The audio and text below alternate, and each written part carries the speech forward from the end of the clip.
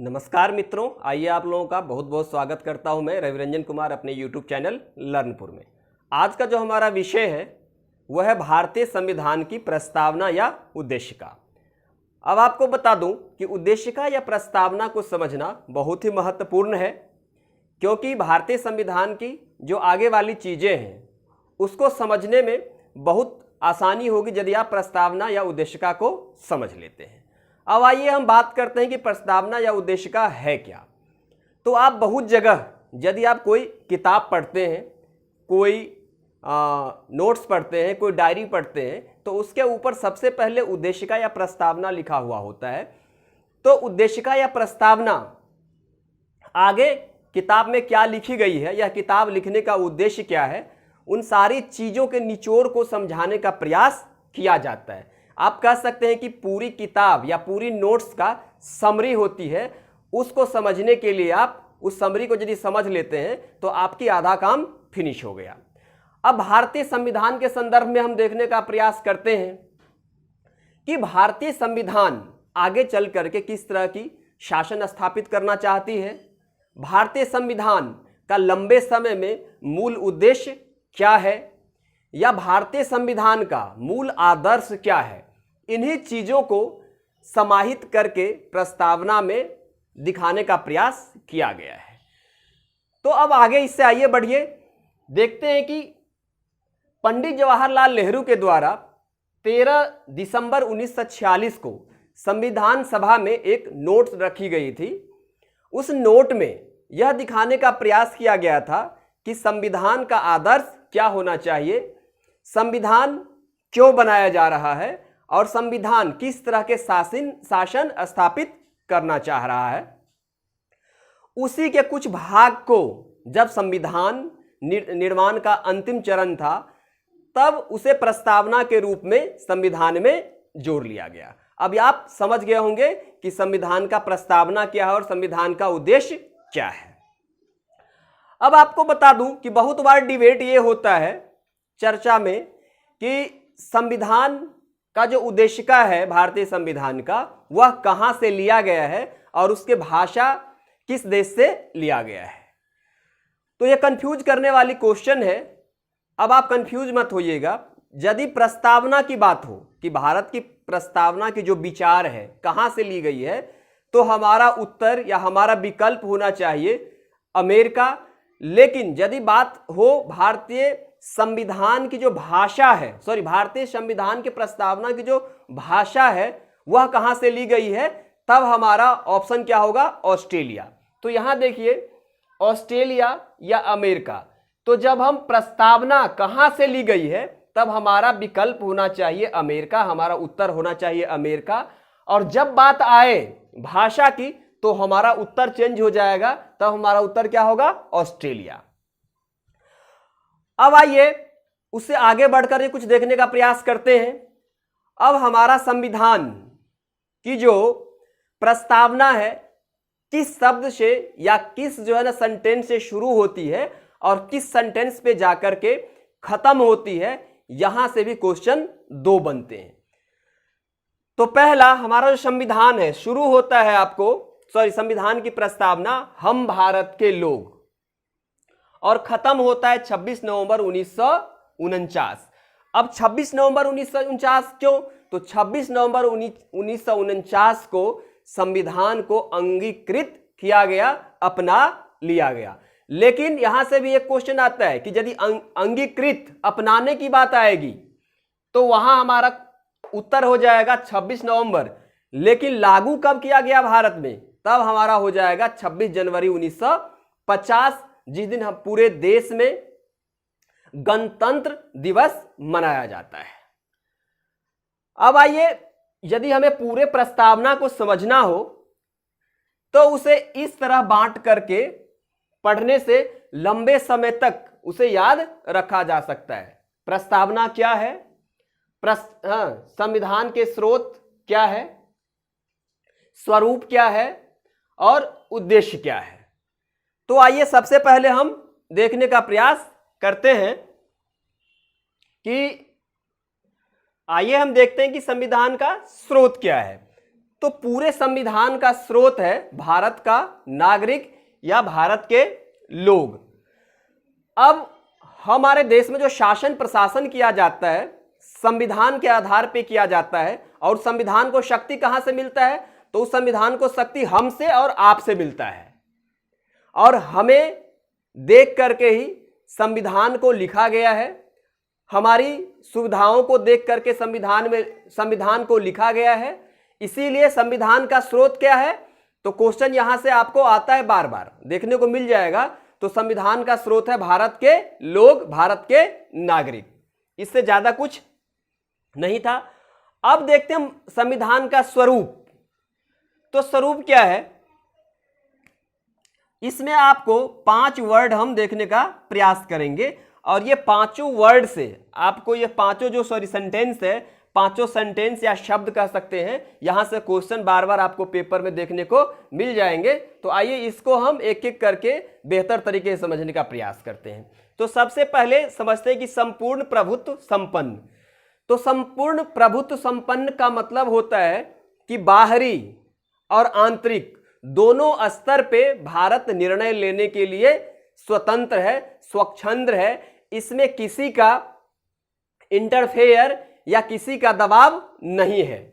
हम बाहरी या आंतरिक रूप से निर्णय लेने के लिए स्वच्छंद है, स्वतंत्र है। हमें किस देश के साथ संबंध बनाना है, अपने देश के अंदर किस तरह की शासन प्रशासन करना है, इस पे हमें किसी देश की जो दबाव या किसी देश से विचार लेने पे हम मजबूर नहीं है।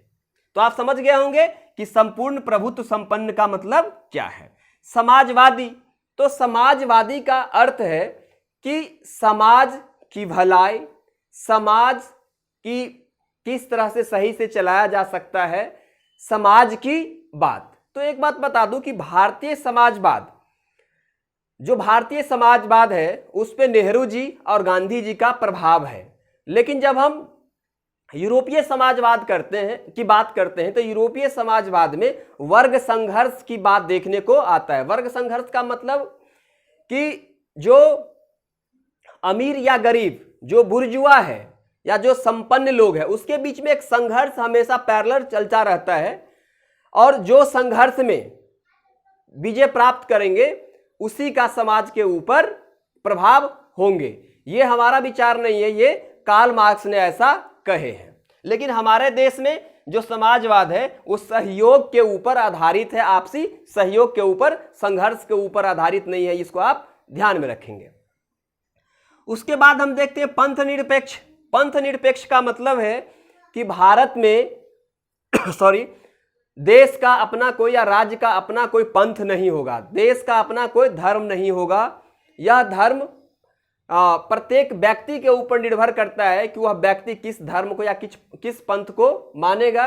राज्य का और देश का अपना कोई धर्म नहीं होगा, और किसी धर्म को देश या राज्य समर्थन नहीं करेंगे।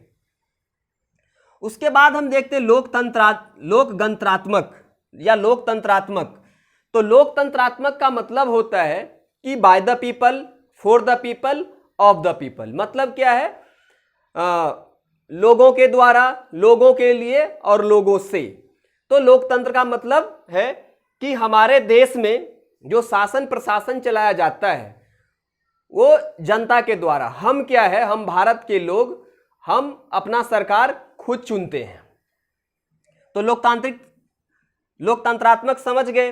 अब आइए गणराज्य के बारे में हम बात करते हैं। गणराज्य का मतलब होता है कि किसी भी देश का प्रमुख वह व्यक्ति होगा जो लोगों के द्वारा, उस देश के जनता के द्वारा अप्रत्यक्ष या प्रत्यक्ष रूप से चुना जाएगा। मतलब किसी देश का जो हेड है या प्रमुख है वहां के जनता के द्वारा चुना जाएगा, नहीं कि आप कह सकते हैं कि आनुवंशिक रूप से वह व्यक्ति इस पद पे स्थापित होंगे। कहने का मतलब यह है कि राजतंत्र में क्या होता है? राजतंत्र में होता यह है कि राजा का बेटा ही राजा बनेंगे, फिर उसके बाद उसका बेटा, मतलब एक वंशानुक्रम होता है, वंशानुगत होता है कि वंश परंपरा के आधार पे आगे बढ़ता है। लेकिन इसमें यह नहीं होता है कि प्रमुख जो होंगे वो प्रत्यक्ष या अप्रत्यक्ष रूप से देश के जनता के द्वारा चुना जाएगा,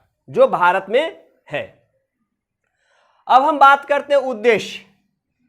तो हमारा संविधान का उद्देश्य क्या है? तो सबसे पहले न्याय, हम बात करते हैं न्याय की। तो किस तरह की न्याय? सामाजिक न्याय, समाज में सब व्यक्ति समान हो, सब व्यक्ति की बराबर अधिकार हो, सब व्यक्ति की भलाई की बात की जा रही हो, मतलब समाज की भलाई के बाद या सामाजिक न्याय की बात की जाती है सामाजिक न्याय में। उसके बाद आर्थिक न्याय। तो आर्थिक न्याय में हम पढ़ेंगे कि सभी व्यक्ति को रोजगार उपलब्ध हो, सभी व्यक्ति को उसके आय क्षमता के हिसाब से सब कुछ उपलब्ध करवाने की देश या राज्य के द्वारा कोशिश की जा रही हो। उसके बाद हम देखेंगे राजनीतिक न्याय। तो राजनीतिक न्याय में सभी व्यक्ति को राजनीति में बराबर की भाग लेने की अधिकार हो, अपना मत अपने हिसाब से दान करने की अधिकार हो, या राजनीति में चुनाव लड़ने का अधिकार हो। यह होता है राजनीतिक न्याय। अब हम बात करते हैं स्वतंत्रता। तो स्वतंत्रता से मतलब आप समझ गए होंगे कि संवैधानिक तौर पे सभी व्यक्ति को स्वतंत्रता दी गई है अपने व्यक्तित्व को या अपने जीवन को संवैधानिक तरीके से आगे बढ़ाने के लिए, अपने जो काम है उसको संवैधानिक तौर पर करने के लिए, एक बेहतर जीवन जीने के लिए। अब आगे हम बात करते हैं समानता। तो समानता का मतलब समता, समता का मतलब होता है समानता। तो समानता का मतलब हुआ कि इक्वलिटी बिफोर लॉ। हमारे देश में जितने भी व्यक्ति हैं सब जो है ना आपस में सब समान है, कानून के समक्ष सबकी समानता है। उसके हम बात करते हैं आगे कि व्यक्ति की गरिमा। व्यक्ति की गरिमा को समझने के लिए आर्टिकल 21 ज्यादा उपयोगी है। आर्टिकल 21 जब हम पढ़ेंगे फंडामेंटल राइट, मूल अधिकार, तो मूल अधिकार में इसको काफी विस्तार से हम समझने का प्रयास करेंगे। अभी आपको बता दूं कि व्यक्ति की गरिमा का मतलब होता है कि व्यक्ति गरिमापूर्ण सम्मानपूर्ण जीवन जीने के लिए स्वतंत्र है और सभी व्यक्ति को अधिकार है कि अपने हिसाब से संवैधानिक तौर पे गरिमापूर्ण जीवन जिए, किसी व्यक्ति के ऊपर अनुचित प्रभाव न हो। अब हम देखेंगे कि राष्ट्र की एकता और अखंडता। तो राष्ट्र की एकता अखंडता का मतलब हुआ कि पूरे जो भारत है, देश है, उसके टुकड़े नहीं होंगे। जम्मू कश्मीर से लेकर के कन्याकुमारी तक, गुजरात से लेकर के अरुणाचल प्रदेश तक अखंड भारत है, अखिल भारत है। इसका स्वरूप बिल्कुल अखिल है। उसके बाद हम देखेंगे बंधुता। तो बंधुता का मतलब होता है आपसी भाईचारा, आपसी मेल मिलाप, चाहे धार्मिक हो, चाहे सामाजिक हो, चाहे कोई और हो, आपस में टूट नहीं होना चाहिए, आपस में सहयोगात्मक रवैया होना चाहिए, आपस में सहयोग करके देश समाज को आगे बढ़ाने की बात होनी चाहिए। अब संविधान, ये प्रस्तावना क्या है, संविधान के स्रोत, स्वरूप, उद्देश्य, इन सबको समझने के बाद जो सबसे जरूरी चीज है उसको आइए हम समझने का प्रयास करते हैं। अब हम देखेंगे कि दो बाद है संविधान में, संविधान के प्रस्तावना से जुड़ा हुआ। इन दोनों बात को समझना बहुत जरूरी है। इस दोनों बात से आपको बार बार प्रश्न पूछे जाते हैं और बार बार जो गलत करना सही नहीं। तो आइए समझ लेते हैं। सबसे पहले समझेंगे कि बेरूवारी संघवाद 1960। तो बेरीवारी संघवाद 1960 क्या है? तो सुप्रीम कोर्ट ने, हमारा जो सर्वोच्च न्यायालय है, बेरूवारी संघवाद 1960 इस बाद में कहा था कि संविधान का भाग नहीं है, मतलब प्रस्तावना जो है संविधान का भाग नहीं है, अतः प्रस्तावना में संशोधन किसी प्रकार का नहीं किया जा सकता है। मतलब संविधान का भाग प्रस्तावना नहीं है, अतः इसमें संशोधन नहीं किया जा सकता है। इसको आप याद रखेंगे। उसके तुरंत बाद आता है आपको केशवानंद भारती केरलवाद। यह बहुत ही इंपॉर्टेंट है, आप इसको समझने का प्रयास करिएगा। केशवानंद भारती केरलवाद। ये आया था 1973। ये ऊपर बेरूबारी 1960 और केशवानंद 1973। तो 13 साल का अंतर है। इसको ऐसे याद रखिएगा कि बेरूबारी और केशवानंद के बीच में 13 साल का अंतर है। एक आया 1960 में, दूसरा आया 1973 में। तो केशवानंद भारतीय केरलवाद 1973 में सुप्रीम कोर्ट के द्वारा यह डिसीजन दिया गया कि प्रस्तावना संविधान का भाग है, प्रस्तावना संविधान का भाग है, लेकिन इसके मूल ढांचे में परिवर्तन नहीं किया जा सकता है। मतलब जो प्रस्तावना का जो मूल ढांचा है उसमें आप छेड़छाड़ नहीं कर सकते, उसमें आप किसी प्रकार का परिवर्तन नहीं कर सकते हैं। ये आप ध्यान में रखिएगा। इसके तुरंत बाद आता है आपको यहां से 42वां संविधान संशोधन। तो 42वां संविधान संशोधन के बारे में बता दूं दोस्त कि 42वां संविधान संशोधन बहुत ही बड़ा संशोधन है भारतीय संविधान के इतिहास में। और इतना बड़ा संशोधन आज तक भारतीय संविधान के इतिहास में नहीं किया गया है। इसको थोड़ा समझिएगा और यहां से क्वेश्चन भी बार बार आता है।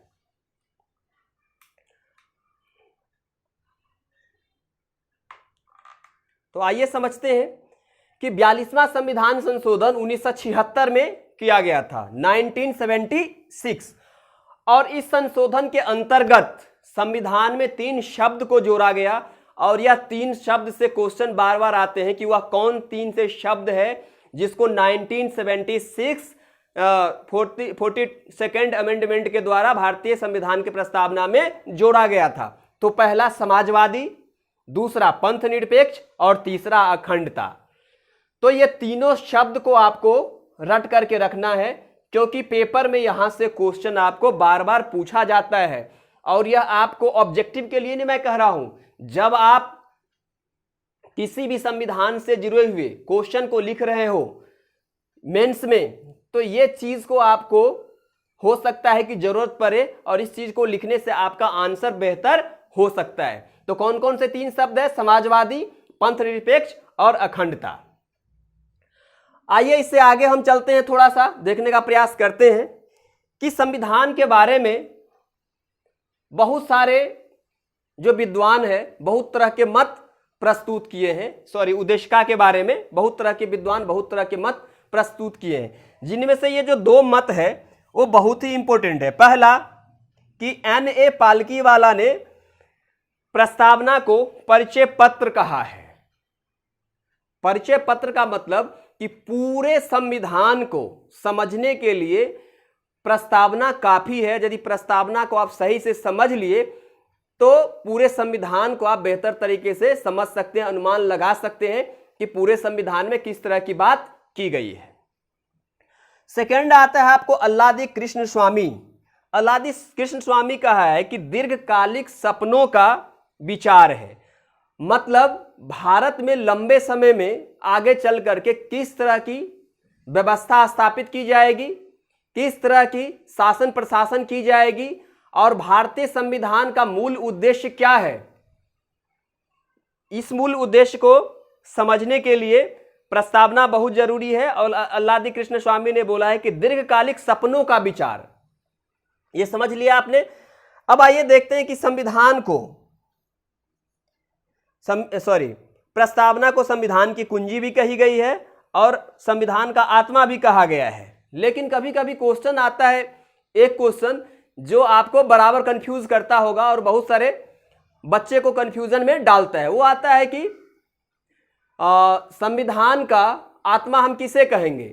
तो जब क्वेश्चन यह लिख करके आएगा कि भीमराव अंबेडकर के द्वारा संविधान की आत्मा किसे कहा गया है, तो संविधान का जो अनुच्छेद है 32 उसको आप अपने ऑप्शन में लगाएंगे।